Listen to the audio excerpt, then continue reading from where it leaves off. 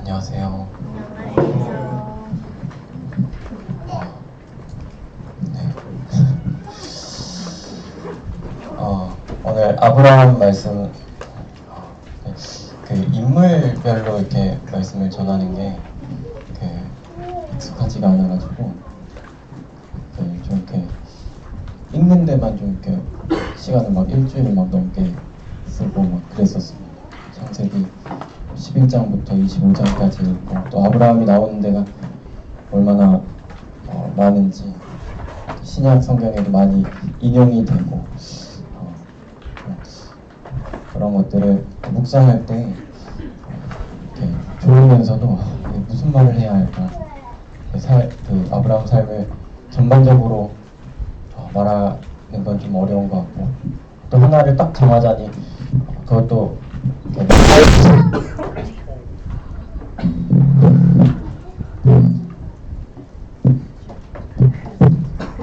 됐나요? 마음에 탐탁치가 않았습니다. 그래서 고민을 많이 했는데 그냥 그 창세기 12장부터 해서 그냥 천천히 교제하는 방향으로, 시간이 될 때까지 교제하는 방향으로 했으면 좋겠다, 이렇게 좀 생각을 하게 됐습니다.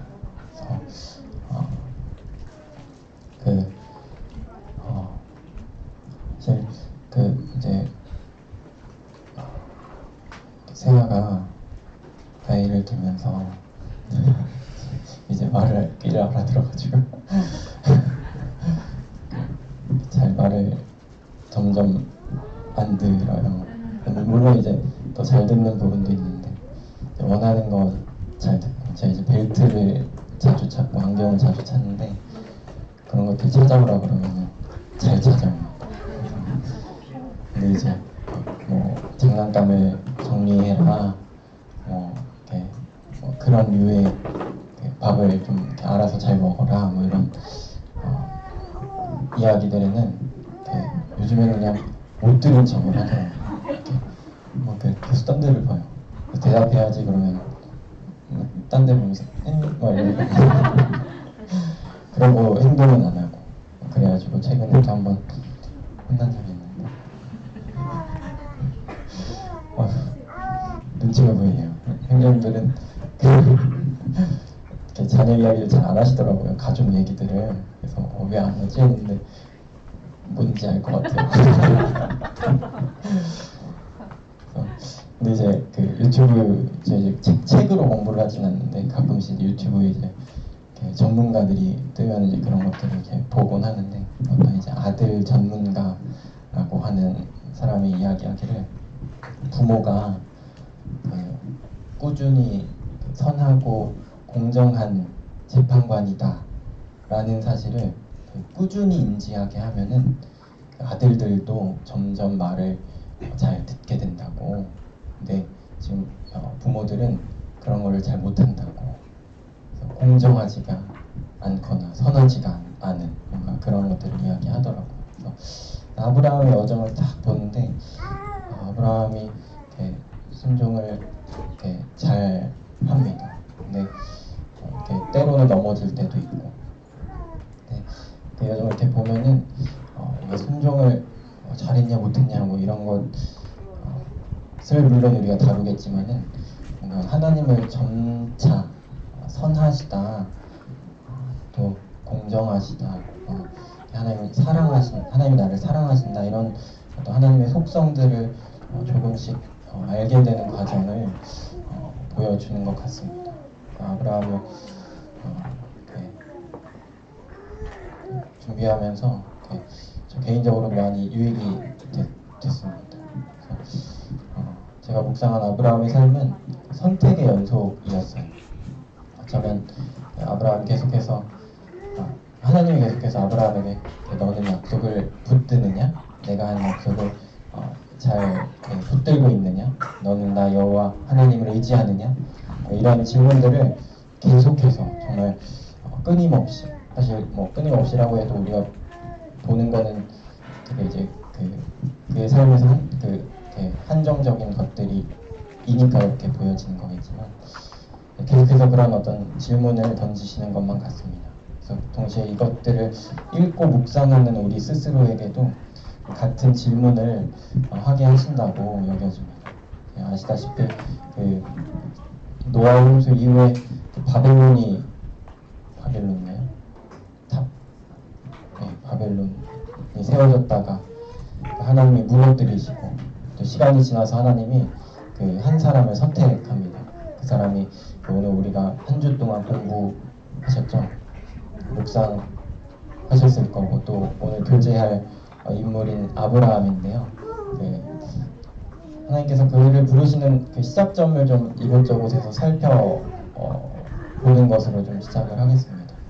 그래서 우리가 아는 것보다 조금 더 흥미로운 면들이 있지 않나 하는 생각이 들었습니다. 그래서 그 창세기 12장 말씀 함께 읽겠습니다. 12장 1절로 4절 말씀인데요. 창세기 12장 1절로 4절입니다. 함께 읽겠습니다. 시작. 여호와께서 아브라함에게 이르시되 너는 너의 고향과 친척과 아버지의 집을 떠나 내가 내게 보여줄 땅으로 가라. 내가 너로 큰 민족을 이루고 내게 복을 주어 내 이름을 창대하게 하리니 너는 복이 될지라. 너를 축복하는 자에게는 내가 복을 내리고 너를 저주하는 자에게는 내가 저주하리니 땅의 모든 족속이 너로 말미암아 복을 얻을 것이라 하시니라. 이에 아브라함이 여호와의 말씀을 따라갔고 롯도 그와 함께 갔으며 아브라함이 하란을 떠날 때에 75세였더라. 이 본문을 좀 이해해보자면 이해가 바로 되시죠. 직관적입니다. 하나님께서 아브라함, 아직 아브라함이던 이 사람을 이렇게 불러내십니다. 시점이 언제일까? 4절에 보면은 아브라함이 하란을 떠날 때에 75세였더라 해서 사실은 그 하란에서 부른 것 같이 나오는데 이번 주 연대리 본문이었던 사도행전 7장을 이렇게 보면은 이 사건의 어떤 그 전말을 스데반이 자세하게 설명하는 장면이 있습니다. 그래서 거기에서 이렇게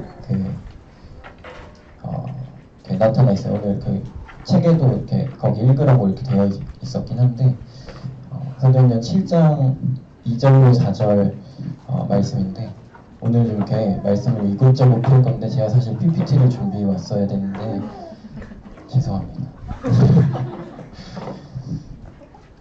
이렇게 말씀을 이렇게 같이 좀 이렇게 부단히 찾아주시면 감사하겠습니다. 사도행전 7장 2절로 4절 말씀이고요.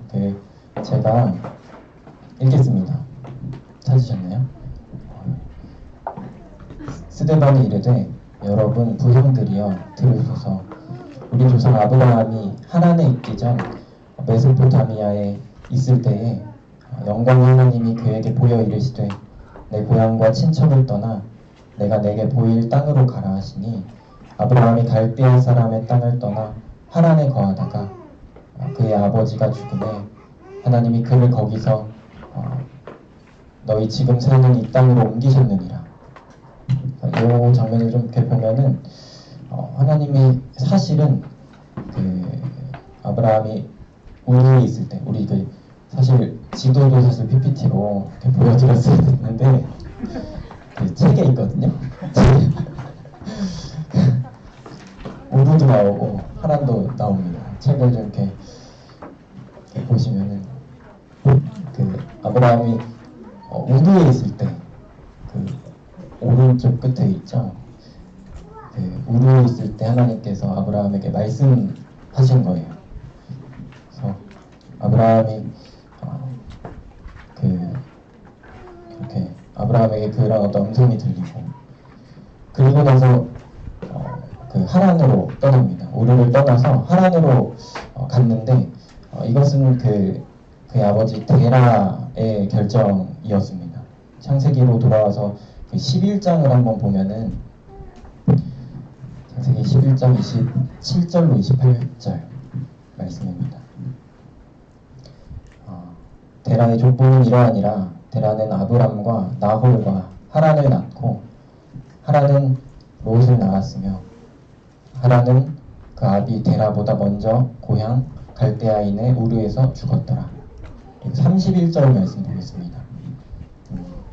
데라가 그 아들 아브람과 하란의 아들인 그의 손자 롯과 그의 며느리 아브람의 아내 사리를 데리고 갈대아인의 우르를 떠나 가나안 땅으로 가고자 하더니 하란에 이르러 거기 거류하였으며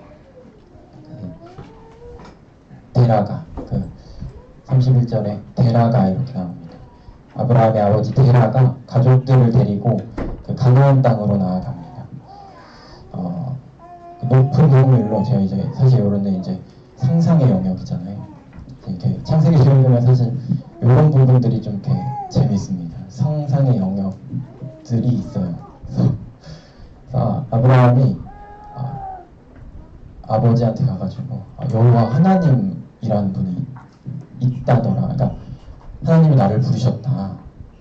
그래서 그 가나안 땅으로 나오라고 하셨다. 나한테 직접 나타나셔서 그렇게 말씀하셨다.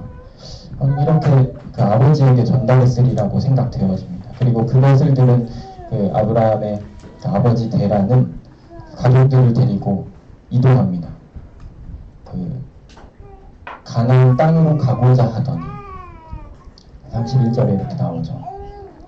그래서 그 방향도 좀 분명했어요. 출발할 때에는. 그래서 데라가 가나안 땅으로 출발했다가 이제 꽤 많이 갔죠. 지도 보시면 아시겠지만 그대로 하란에 정착합니다. 이제 아마도 이제 아브라함의 형제, 여기도 이제 추측의 영역인데 이제 나중에 이제 라반, 그러니까 여기 아브라함의 형제 한 명은 하란이라는 아마 형일 것 같은데 하란은 우르에서 죽었고 나홀은 여기 안 나오거든요. 아마 이제 놓고 간 건 아닐 것 같아요. 왠지 먼저 하란에서 거주하지 않았을까? 이런 생각을 좀 하게 됐는데 나홀이 하란에 먼저 정착해 있었던 게 아닐까 생각이 좀 듭니다. 사실 처음에는 이제 죽은 아들의 이름과 지명이 같아가지고 거기에 그리운 마음에 사무쳐서 거기에 머물렀나 이런 생각도 했는데 이제 원어가 좀 다르더라고요.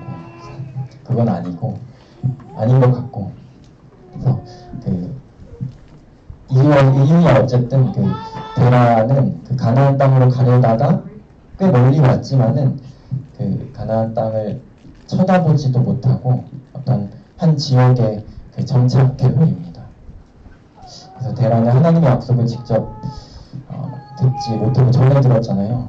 그래서 그렇게 약속에 대해서는 좀 주저앉았습니다. 제가 이제 어떤 사람이 생각이 났어요.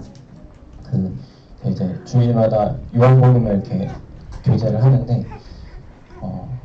요한복음 9장에 나오는 날 때부터 맹인이었던 사람, 죄송합니다. 날 때부터 맹인이었던 사람이 나오는데 예수님께서 그 맹인한테 진흙에 침을 섞어가지고 그 사람의 눈에 바르고는 실로암으로 가서 씻으라고 합니다. 근데 이제 이런 것들이 그냥 사실 우리가 익숙히 알던 내용인데 사실 이것도 상상의 영역이긴 한데 그런 어떤 저희가 이제 2대2로 같이 교제하면서 그런 이야기를 했어요. 안 보이는데 사실 실로암의 거리가 얼마나 되는지 모르겠는데 안 보이는 상태에서 거기까지 가는 게 꽤 어려웠겠다. 이렇게 지나가는 사람한테 실로암이 어디 있어요? 실로암이 어디 있어요? 실로암이 어디 있어요? 이런 어떤 상황. 실로암. 그러면서 이제 실로암 찬양을 묵상하는데 어두운 밤에 캄캄한 밤에 새벽을 찾아 떠난다고요. 종이 울리고 달이 울러 닭이 울어도 내 눈에는 오직 밤이었어. 그러면서 이제 나중에 찬양하게 되는 찬양인데 군대에서 막 이렇게 경박하게 찬양 들이든 뭔가 그런 장면을 생각하다가 이거를 이렇게 묵상하게 되니까 이 찬양 가사가 좋더라고요.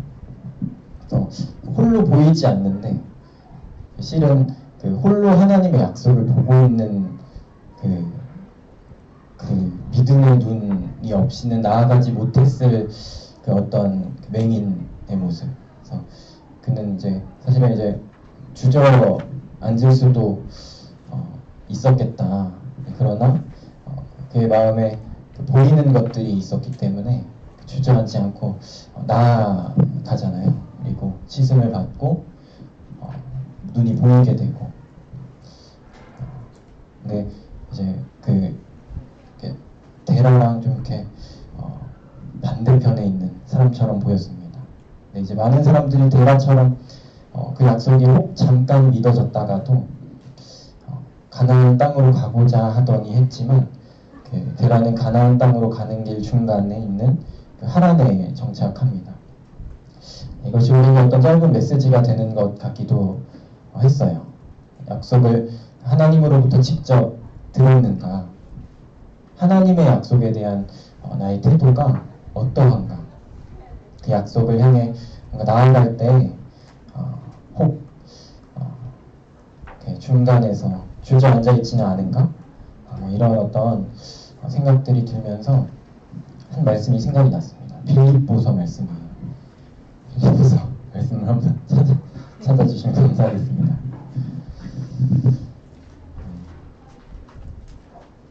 빌립보서 1장 20절 말씀입니다. 빌립보서 1장 20절 말씀입니다. 함께 읽을게요. 빌립보서 1장 20절 말씀을 함께 읽겠습니다. 시작. 나의 간절한 기대와 소망을 따라 아무 일에든지 부끄러워하지 아니하고 지금도 전과 같이 온전히 담대하여 살든지 죽든지 내 몸에서 그리스도가 존귀하게 되게 하려 하나니. 좀 이렇게 소망에 대해서 좀 묵상을 해보게 됩니다. 우리의 소망은 어떤 의미인가? 여기서는 빌립보서에서는 간절한 기대와 소망, 그것으로 인해서 온전히 뭔가 담대하게 되어가지고 내 몸에서 그리스도가 존귀하게 된다고. 그래서 참 소망이라는 단어가 참 이렇게 신비롭다.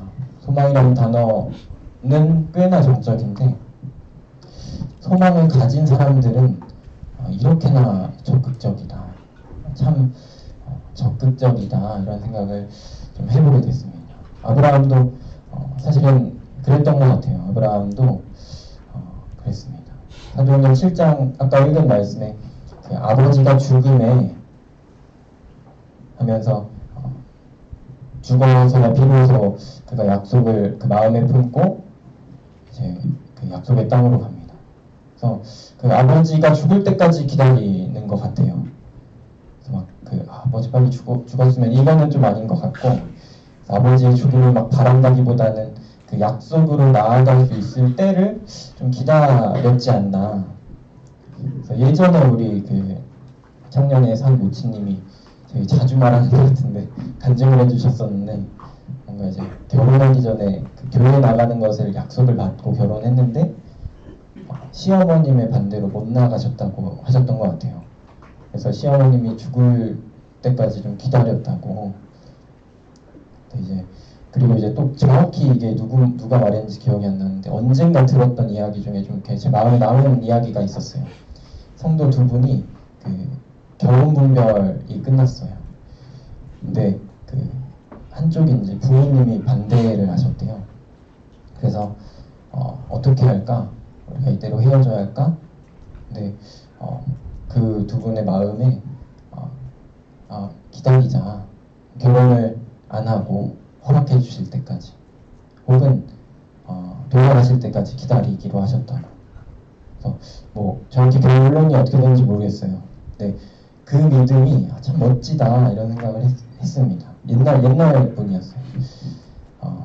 근데 이제 지금 현대 사회에 생각해 보면 그러니까 이런 일들이 말도 안 되는 이야기 같은데, 그러니까 조금은 과거로 돌아가도 믿음 안에서 이런 일들이 좀 있었던 것 같아요. 그러면서 이제 우리가 그 아브라함을 좀 바라보면은 이때는 이제 사실 사람이 중요하던 시기였고, 아버지가 사실 안 보내면은 그 못 갔을 것 같아요. 그래서 그 막 데라를 무시하고 바로 가나안 땅으로 들어가기가 영 어렵고 또 이렇게 좀 이렇게 죄책감도 드는 뭔가 그런 어떤 영 어려우겠다 이런 생각이 듭니다. 그래서 그런 가운데 그가 이제 소망 가운데 하나님의 때를 기다리고 있었겠다. 참 시작부터 쉽지가 않았다. 어쩌면 이 아브라함의 시작이 아브라함의 인생 전체를 좀 이렇게 그림자로서 보여주는 것 같기도 합니다. 그의 삶은 하나님의 음성을 들었을 때부터 끝까지 기다리고 인내하는 그런 삶이었습니다. 그가 몇 살에 처음으로 하나님의 음성을 들었는지 나오지 않았는데 그가 아버지의 집을 떠나 가나안 땅으로 나아갈 수 있었던 나이는 75세였습니다. 하나님의 음성을 듣고 아버지의 집을 떠나 출발하는 이 사건이 이렇게 생각보다 이렇게 짧은 시간에 이루어지지 않았을 것 같다. 그러나 아브라함은 하나님의 말씀을 들은 말씀을 흩어버리지 않고 그 마음 가운데 흩어버리지 않고 그 소망 가운데 인내함으로 그 약속의 땅으로 결국에는 나아가게 됩니다. 창세기 12장 5절부터 8절 말씀을 함께 읽겠습니다. 12장 5절로 8절 말씀입니다. 시작. 아브라함이 그의 아내 사레와 조카 롯과 하란에서 모은 모든 소유와 얻은 사람들을 이끌고 가나안 땅으로 가려고 떠나서 마침내 가나안 땅에 들어갔더라. 아브라함이 그 땅을 지나 세겜 땅 모래 상수리 나무에 이르니 그때 가나안 사람이 그 땅에 거주하였더라. 여호와께서 아브라함에게 나타나 이르시되 내가 이 땅을 내 자손에게 주리라 하신지라. 자기에게 나타나신 여호와께 그가 그곳에서 제단을 쌓고 거기서 베델 동쪽 산으로 옮겨 장막을 치니 서쪽은 베델이요 동쪽은 아이라. 그가 그곳에서 여호와께 제단을 쌓고 여호와의 이름을 부르더니. 아브라함이 마침내 약속의 땅, 사실 이렇게 지금 몇 절 안 왔는데 저는 이제 마침내 이런 생각이 좀 드는 것 같아요. 마침내 약속의 땅, 가나안 땅으로 들어갑니다. 5절에도 마침내라는 단어가 있네요. 성경도 마침내 이런 어떤 단어로 뭔가 이 아브라함의 요 5절까지의 여정을 이렇게 격려하지 않나 이런 생각도 듭니다. 기다리던 그 땅에 도착하고 하나님이 등장하십니다. 저는 이 7절의 말씀이 감동이 돼요. 처음 음성을 들은 지 몇 년이 지났는지는 모르겠는데 그 말씀을 기억하고 그 약속의 땅에 도착했는데 하나님이 다시 아브라함에게 나타나 이르시는 이 7절의 장면이 좋습니다. 내가 이 땅을 내 자손에게 주리라. 근데 이게 저였으면 저한테 아니고 제 자손이요. 뭔가 이제 유민아 너 말고 너 죽고 세아한테 강남 땅 3,000평 줄게. 이래도 제가 좋아요. 제가 좀 고생하면 되는 거죠? 라고 말하지 못할 것 같거든요. 이제 솔직히 근데 이제 사실 이거를 막 이삭이 받았는가 그렇지 않았습니다. 야곱도 받지 못했고요. 요셉도 받지 못했고요. 그 땅을 받지를 못했습니다. 그래서 사실 저였으면은 굳이 왜 내가 이렇게까지 이렇게 생각을 했을지 모르는데 아브라함은 하나님의 음성을 처음부터 듣고 처음부터 이 사실을 알았습니다. 그럼에도 아브라함이 순종했습니다. 하나님께서 말씀하시는 바를 그 약속의 땅을 자신이 받지는 못한다는 사실을 어느 정도 알고 있었어요. 히브리서 말씀 같이 보겠습니다. 히브리서 말씀을 보기를 원합니다. 히브리서 11장 9절의 말씀입니다. 제가 읽겠습니다. 믿음으로 그가 이방의 땅에 있는 것 같이 약속의 땅에 거류하여 동일한 약속을 유업으로 함께 받은 이삭 및 야곱과 더불어 장막에 거하였으니 13절 말씀입니다. 이 사람들은 다 믿음을 따라 죽었으며 약속을 받지 못하였으되 그것들을 멀리서 보고 환영하며 또 땅에서는 외국인과 나그네임을 증언하였으니 이 사람들 아브라함을 포함한 사라, 이삭, 야곱 또 마찬가지로 이방의 땅에 있는 것 같이 약속의 땅에 거류했다고, 그리고 그 약속이 성취되는 장면을 멀리서 보고 환영했다고 말씀이 증언합니다. 이렇게 놀랍다 이런 생각이 듭니다. 그들이 소망으로 아직 받지 못한 약속을 환영하고 기뻐하는 장면, 그들의 믿음이 우리에게 어떤 감동을 주기도 하고 우리의 삶의 어떤 방향을 분명히 보여주는 것 같습니다. 근데 더 놀라운 장면이 이후에 좀 이렇게 나오는데, 제가 봤을 때 히브리서 11장입니다. 11장 14절로 16절 말씀인데 제가 읽겠습니다. 그들이 이같이 말하는 것은 자기들이 본향을 찾는 자임을 나타냄이라. 그들이 나온 바 본향을 생각하였더라면 돌아갈 기회가 있었으려니와 그들이 이제는 더 나은 본향을 사모하니 곧 하늘에 있는 것이라. 이러므로 하나님이 그들의 하나님이라 일컬음 받으심을 부끄러워하지 아니하시고, 이들이 이렇게 본향을 사모했다고. 근데 이 본향이 그들이 나온 바 갈대아 우르 하란이었으면은 돌아갈 기회가 있었을 텐데 그것이 아니었다고 합니다. 이 땅에서 받은 약속을 넘어서 이들은 하늘에 있는 더 나은 본향을 사모했다고. 이들이 하나님과 동행을 하면서 하나님과 함께할 어떤 거처를 꿈꿔던 것 같습니다. 그들은 영생을 이렇게 경험했다. 하나님과 동행하는 그 기쁨을, 하나님과 동행하는 일이 영생임을 깨달았다고 여겨집니다. 그들이 하나님이라 일컬음 받으심을 16절에 그들의 하나님이라 일컬음 받으심을 부끄러워하지 아니하시고, 하나님께서 그들의 하나님이라 일컬음을 받으심을 부끄러워하지 아니하셨다고. 하나님께서 더 나은 본향인 하늘에 있는 본향을 사모하는 자들의 하나님이라 일컬음 받으시기를 부끄러워하지 않으신다고 합니다. 그래서 생각해봤어요. 하나님의 약속과 하나님과 함께한 처소, 더 나은 본향을 내가 사모하고 있는가? 여러분 사모하고 계십니까? 그들의 하나님, 아브라함의 하나님, 이삭의 하나님, 야곱의 하나님, 그들의 하나님이라고 불렀을 때 하나님 부끄럽지 않으셨다고. 네, 여러분의 이름을 거기에 넣어보시겠어요? 원유민의 하나님. 제가 이제 카페에서 이거를 다 이렇게 원유민의 하나님 이렇게 썼는데 눈물이 나는 거예요. 하나님 부끄러우시겠어요?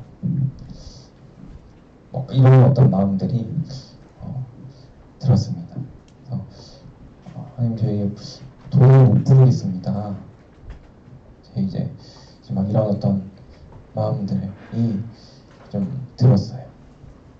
근데 이제 문득 아버지 하나님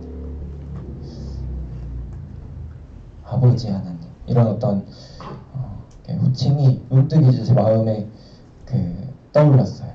그래서 아버지 하나님이라고 이제 검색을 해봤는데 구약 성경에는 단 한 번도 나오지 않았던 아버지 하나님.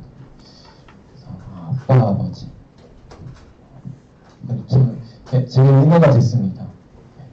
우리가 그 성령이 주장하시고 그 그리스도를 깨닫게 하셔서 비로소 부를 수 있게 되는 아버지 하나님, 저희 참 감사가 됐고 참 좋았습니다. 잠깐 딴소리를 좀 했는데 그 히브리서를 통해서 우리가 얻어야 할 교훈들이 있습니다. 우리도 사실은 그 아브라함을 보며 우리가 또한 그 외국인과 그 나그네라는 사실을 발견하게 되는 것입니다. 그의 삶을 통해서 주시는 교훈들로 인해서 우리는 삶을 조금 정리할 필요가 있겠다. 무엇을 바라보고 살아가는가? 정말 그 약속과 그 하늘에 있는 우리의 본향, 이런 그렇게 마음을 가지고 이렇게 말씀을 좀 이렇게 찾게 되는데, 빌립보서 3장 말씀을 좀 이렇게 보겠습니다. 빌립보서 3장 18절로 21절 말씀입니다.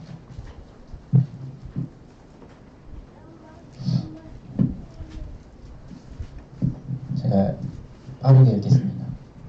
빌립보서 3장 18절로 21절 말씀입니다.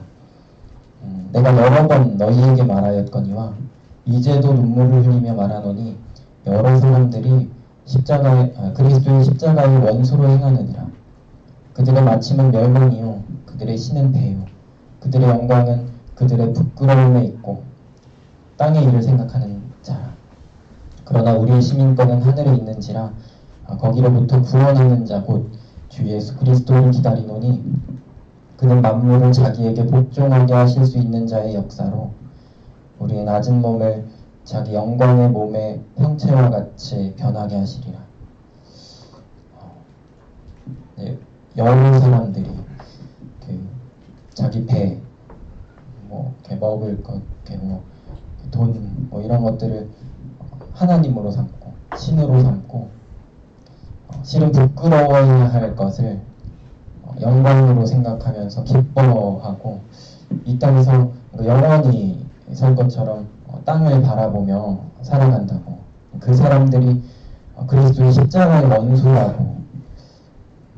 그러나 우리의 시민권이 하늘에 있다는 사실을 빌립보서 말씀이 분명하게 가르치고 있습니다.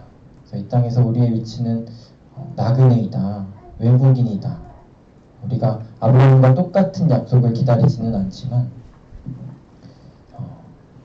물론 이제 닮은 같은 것들이 있긴 있죠. 근데 이제 그 같은 태도로 아브라함과 같은 태도로 하나님의 약속을 기다려야 합니다. 만물을 자기에게 복종하게 하실 우리의 연약한 몸을 영광의 몸으로 변하게 하신 주 예수 그리스도가 하늘로부터 오실 것을 우리가 기다리고 있습니다. 또 교회 만물의 충만함, 예수 그리스도의 충만함을 드러내실 뭔가 그런 어떤 때를, 그 약속을 이렇게 기다리고 또 기다려집니다. 창세기로 다시 좀 돌아가 보겠습니다. 창세기 말씀에 12장 8절 말씀을 이렇게 주제하겠습니다. 아브라함의 이야기에는 계속해서 이제 이런 질문들이 계속해서 나옵니다. 무엇을 붙잡고 살아가는가? 그래서 그 12장 8절에는 아브라함이 장막을 치고 제단을 쌓습니다. 그 장소가 거기서 베델 동쪽 산으로 옮겨 장막을 치니 서쪽은 베델이요 동쪽은 아이라. 그가 그곳에서 여호와께 제단을 쌓고 여호와의 이름을 부르더니. 베델과 아이 사이라고 합니다. 그래서 그냥 이제 우연히 이렇게 생각할 수도 있는데 그렇지는 않은 것 같아요. 번역하면은 하나님의 집, 아이를 번역하면은 폐허라고 합니다. 하나님의 집과 폐허, 그 사이에 아브라함이 자리를 잡습니다. 좀 의도적이었던 것 같아요. 그 하나님의 이 말씀이 이렇게 의도적으로 이렇게 베델과 아이 사이라고 이렇게 적어 주신 것 같습니다. 그래서 어쩌면 사실 이곳이 참 우리의 위치다 이런 생각이 들었습니다. 하나님의 인자하심과 또 완전하심, 하나님의 완전하심과 우리 인간의 불완전함, 그 사이에서 하나님을 바라며 예배하는 우리의 모습을 나타내는 장면이 아닌가 그런 생각을 좀 해보게 됐습니다. 하나님의 집에서 조금만 눈을 돌리면 황폐한, 그러나 우리의 눈에는 때로는 매력적이기도 하고 마음을 빼앗기기도 하고, 또 혹은 그 황폐함이 우리 마음을 또 두렵고 또 조급하게 만들기도 합니다. 그래서 아브라함에게도 그 연약한 면모가 잠깐 이제 드러나는데 바로 이렇게 9절에 점점 남방으로 옮겨갔더라. 점점 남방으로 옮겨갔더라. 그래서 기근으로 인해서, 처음부터 뭔가 기근으로 인해서 아브라함이 약속의 땅에서 멀어졌는지는 모르겠습니다. 아마 그렇다고 여겨지는데, 어쨌든 아브라함은 그 약속을 이렇게 온전히 붙잡지 못하고 두려워서 점점 조금씩 남방으로 옮겨갑니다. 그가 약속의 땅에서 이렇게 멀어집니다. 사실 이게 아주 이해가 안 되는 건 아니에요. 이렇게 아브라함은 좀 이렇게 굶지 이런 생각을 할 수 있는데, 사실 이제 그에게 딸린 식구가 꽤나 있었을 것 같아요. 몇백 명은 있었을 것 같습니다. 그래서 이렇게 남방으로 옮기지 않으면은 막 이렇게 모두가 함께 굶어야 했을지도 모르는. 그래서 두려웠겠다. 모두가 굶게 되는, 그리고 뭔가 이렇게 욕을 먹게 되는 뭔가 그런 어떤 그 땅에 기근이 들었으므로 심지어는 애굽에 거류하려고 합니다. 그러고 우리가 너무나도 잘 아는 어떤 사건이 일어나죠. 자신의 그 목숨을 위해서 자신의 아내인 사라를 이집트의 왕 바로 파라오에게 내어주는 사건입니다. 어떻게 그럴 수가 있냐. 비겁하다. 이런 생각을 하게 됩니다. 네, 같은 사건이 또 한 번 일어나는데, 지금 12장이잖아요. 창세기 20장에도 또다시 등장합니다. 같은 이 비겁한 장면, 아브라함의 연약한 장면이 20장에도 드러나는데, 20장이면요 아브라함이 하나님을 사실 대단히 많이 경험을 했어요.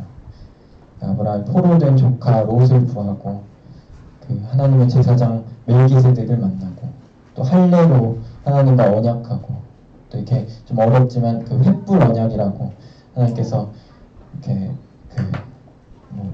편무 계약 이렇게 아시는 분들은 아시겠지만 이렇게 하나님이 온전히 언약하시고, 또 사랑으로 현현하신 여호와를 대면하고, 또 소돔과 고모라의 멸망을 보고, 또 그 재앙에서 아브라함의 소원대로 롯이 건진받는 장면이 지나고 나서야 20장이 나옵니다. 하나님을 대단히 많이 경험하고 만났는데 아브라함이 또 한 번 같은 실수를 반복합니다. 네, 제가 이제 말씀을 이렇게 반복해서 읽다가 발견되는 어떤 닮은 점이 있었어요. 두 장면에 같은 어떤 전조 증상이 있었습니다. 그가 약속의 땅의 중심으로부터 조금씩 멀어지는 거였어요. 11장에서는 애굽으로 갔고, 20장에서는 그랄로 갑니다. 거처를 거류했다고, 그날에 거류하며, 20장 1절에 이렇게 나옵니다. 블레셋 사람의 땅이거든요.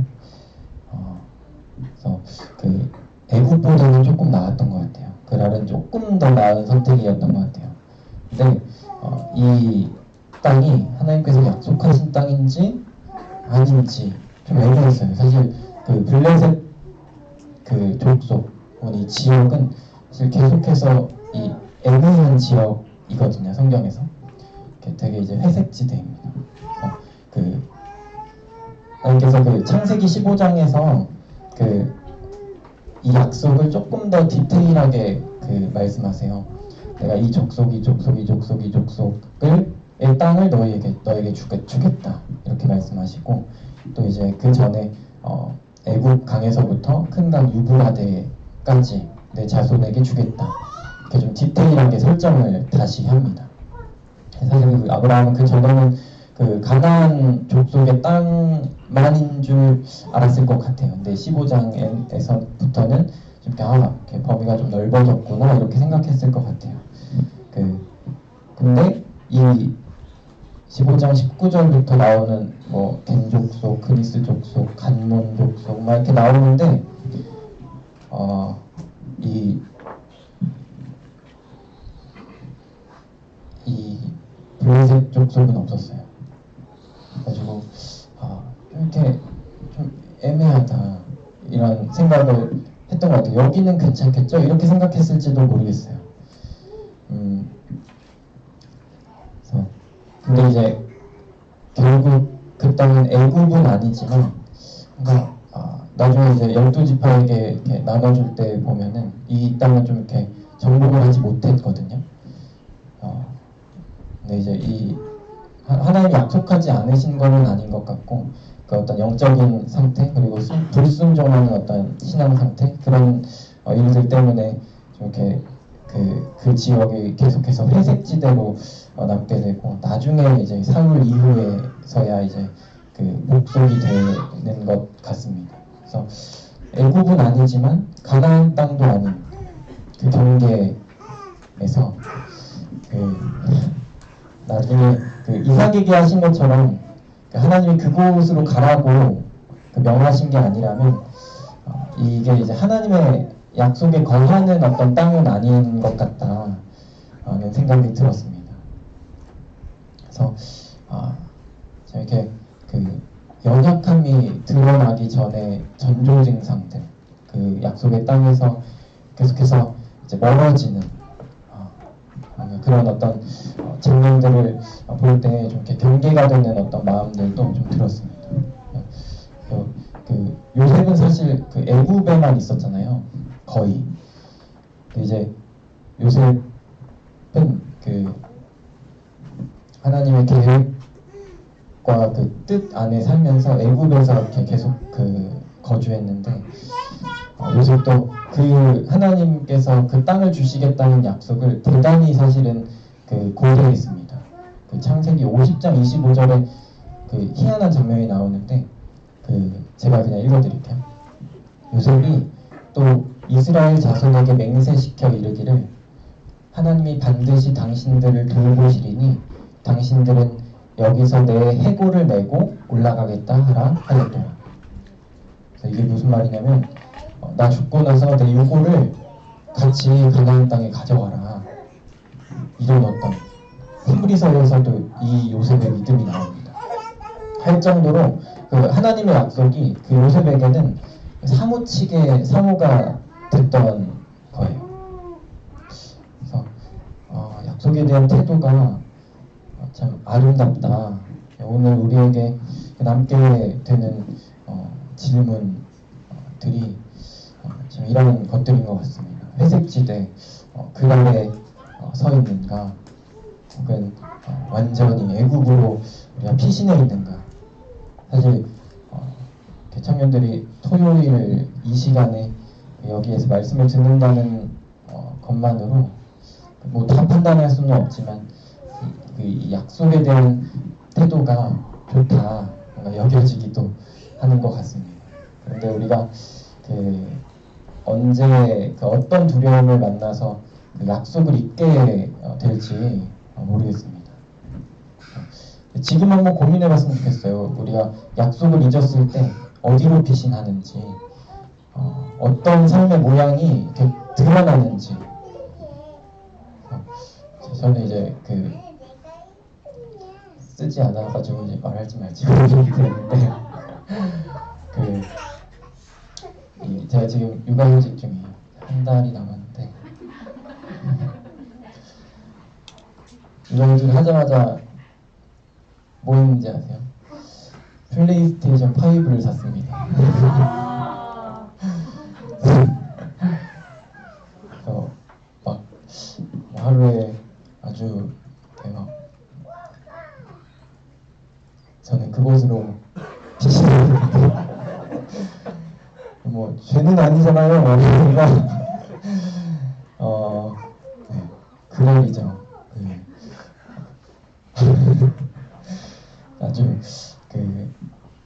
제 삶의 피난처예요. 게임 속 세상. 승리할 수가 없다 이 세상에서는. 승리를 찾아 떠난다. 나에게 분명한 약속을 이렇게 주는. 그래서 이제는 팔아야 되는데 이제 뭐 끝나서 파는 게 아니라 이제 아내한테 말했어요. 내가 이게 아내는 사실 이렇게 뭐 이렇게 해도 된다 이렇게 이야기하는데 내 영적인 상태가 너무 안 좋아진다.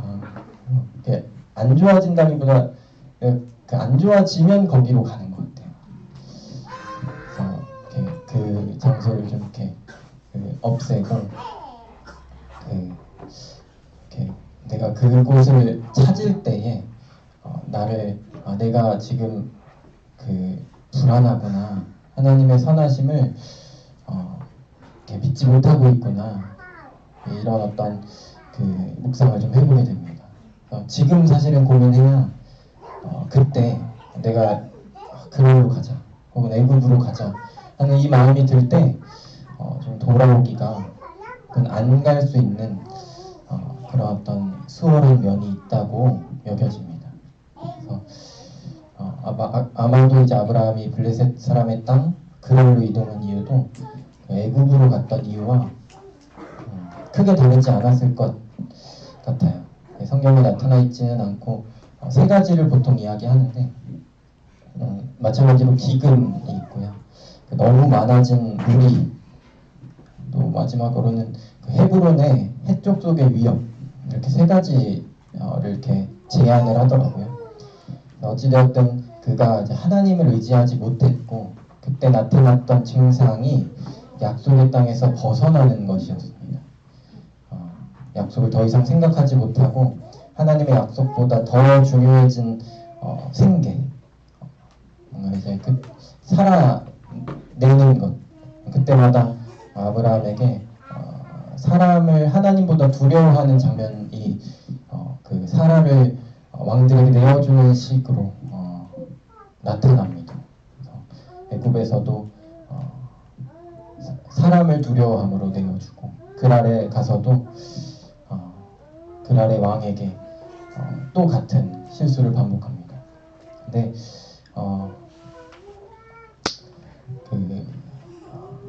그때마다 하나님이 개입을 하세요.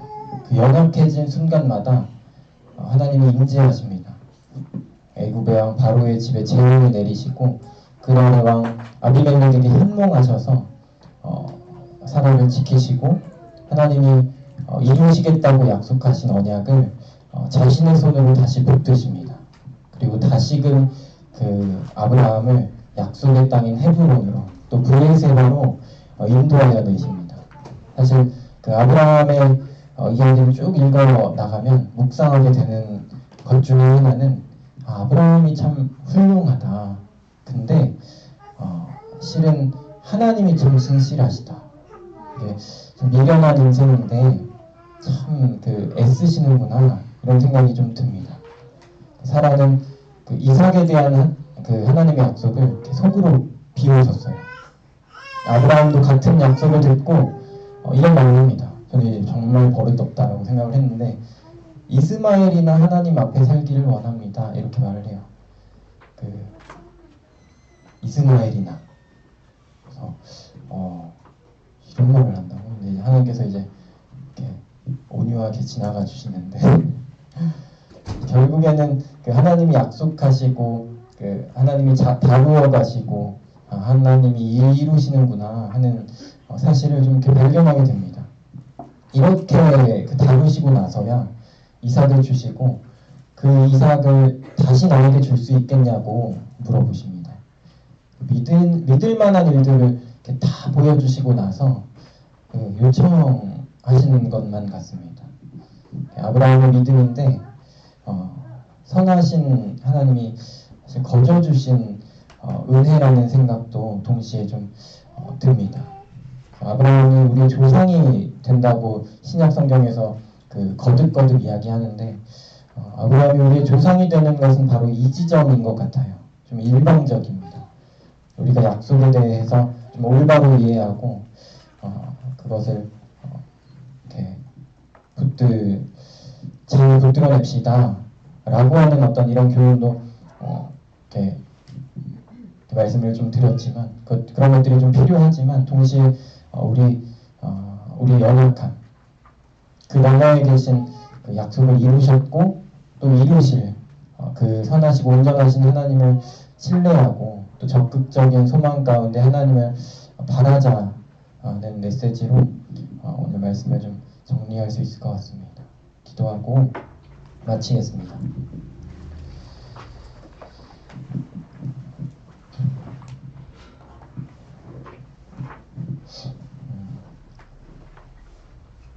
점점 남방으로 옮겨갔더라. 아버지 하나님, 하나님의 또 약속을 좀 이렇게 묵상하게 됩니다. 아브라함을 통해 나타난 선하신 하나님, 자기의 약속을 온전히 또 붙드시고 또 이루어 가실 하나님을 아브라함을 통해서 드러내셨습니다. 우리에게도 사실은 그러한 하나님이 필요합니다.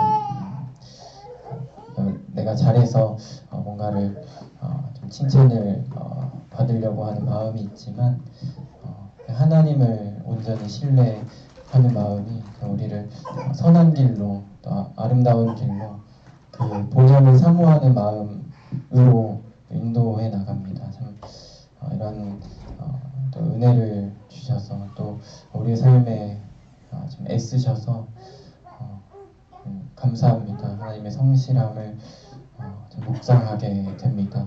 오늘 이후에 있을 교제 시간도 성령님께서 붙드시고 또 선하게 인도하셔서 또 좋은 교제를 나눌 수 있게 도우시기 원합니다. 우리 주 예수 그리스도의 이름으로 아버지 하나님께 기도드렸습니다.